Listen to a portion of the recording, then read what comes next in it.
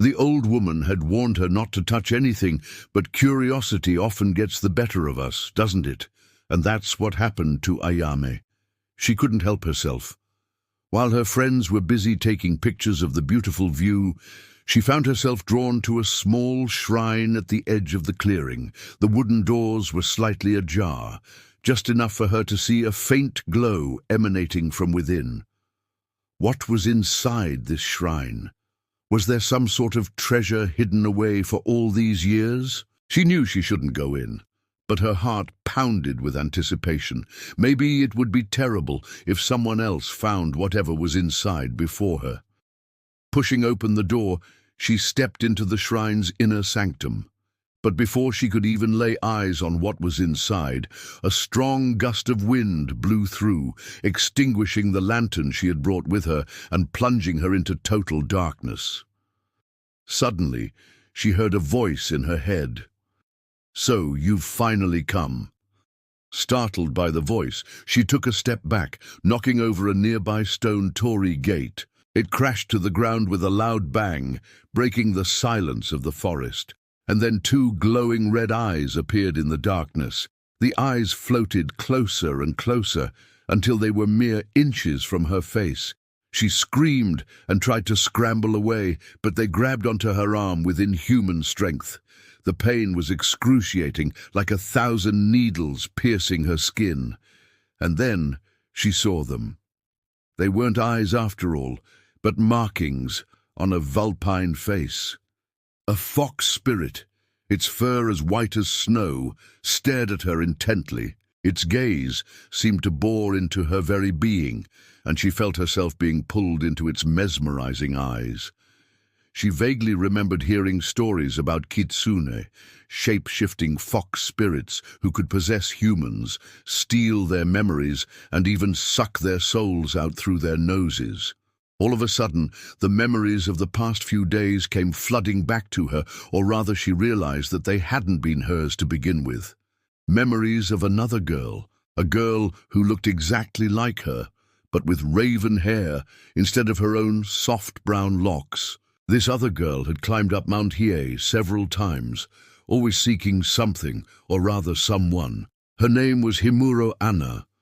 But how did she know this? Because as those memories came rushing back, she saw the shocked expression on her friend's face as she watched the fox spirit drag her away. The fox spirit brought her to an altar where a single candle flickered, casting long dancing shadows around them. It motioned for her to sit down. Then it spoke again. "You have released me from my prison after 300 years. What is it that you desire? I will grant you any wish." Ayame panicked. How could she possibly make a wish when her mind was still reeling from everything that had just happened? And besides, didn't the fox spirits tend to trick people into making wishes that would only benefit themselves? It was a classic story told around campfires to scare children.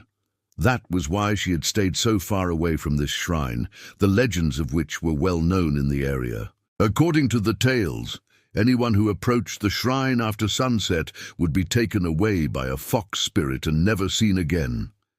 Now she was here, face to face with the very creature they spoke of. It tilted its head, seemingly studying her.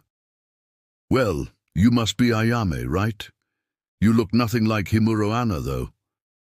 And then it chuckled, a sound like wind chimes tinkling in the breeze.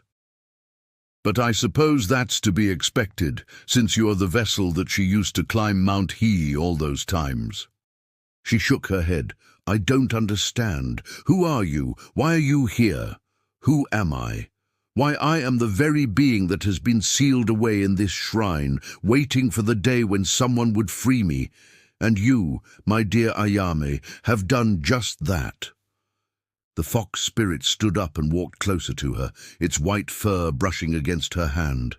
She recoiled slightly, but it held up a paw to stop her from pulling away.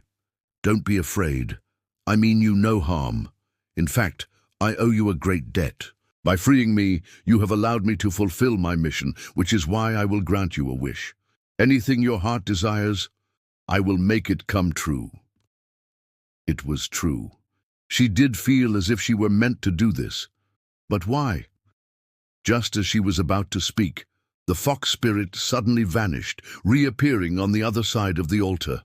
"Wait!" she called out, but the fox spirit merely tilted its head, its eyes gleaming in the candlelight. "Don't keep me waiting.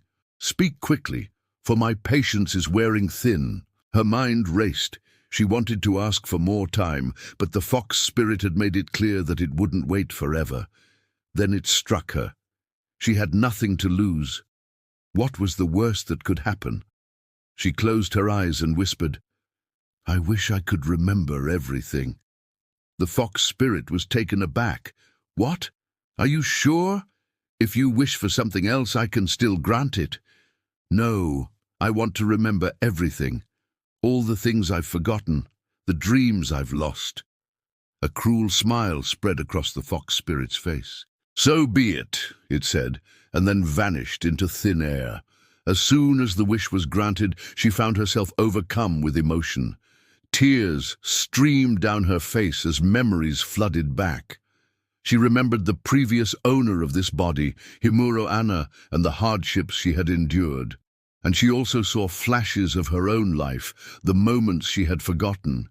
But there was something else too, something that didn't belong to either of them. The shrine, the forest, the mountain, they were all part of a larger world, a world where yokai roamed freely, and magic was as real as the sun in the sky. With this newfound knowledge came an overwhelming sense of responsibility. She wasn't just some ordinary girl who had stumbled into a clearing by accident. She had been chosen, though she wasn't quite sure why. Then she noticed something strange. The altar where she had met the fox spirit was now empty. There was no longer a single candle burning there. Instead, a small wooden box lay in its place. Curiosity got the better of her again, and she opened it. Inside was a beautiful white houri, adorned with intricate patterns that seemed to shift and change as she looked at them. There was also a katana wrapped in white cloth, its handle intricately carved with the head of a fox.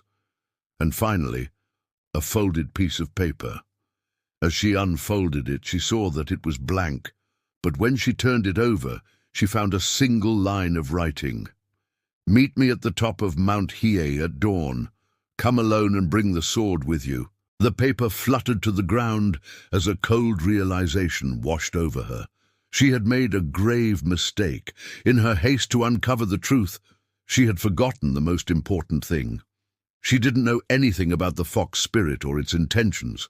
For all she knew, it could be planning to use her as a pawn in whatever schemes it had been concocting for the past 300 years. She had seen the determination in its eyes, the burning desire for revenge. It had been sealed away for far too long, and now it was free. But free from what? From whom? She had questions that needed answers, but she knew that if she went to the mountain alone, she would be in grave danger. Still, she couldn't shake off the feeling that she had been chosen for this, that she had a purpose. She just had to figure out what it was. Suddenly, she heard a voice behind her. "You shouldn't have done that, you know." Turning around, she saw the rest of her group approaching, their faces etched with worry. "Where have you been, Ayame? We've been looking for you everywhere. Are you okay?"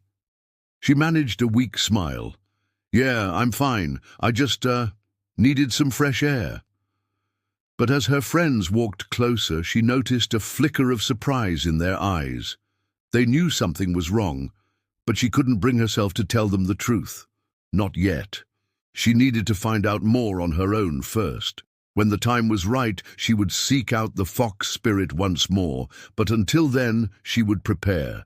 She would train and hone her skills so that she would be ready for whatever challenges lay ahead. The weight of her new purpose pressed down on her, but she knew that she couldn't afford to be afraid. The fate of not just herself, but perhaps the entire world, rested on her shoulders. And she was determined to rise to the challenge.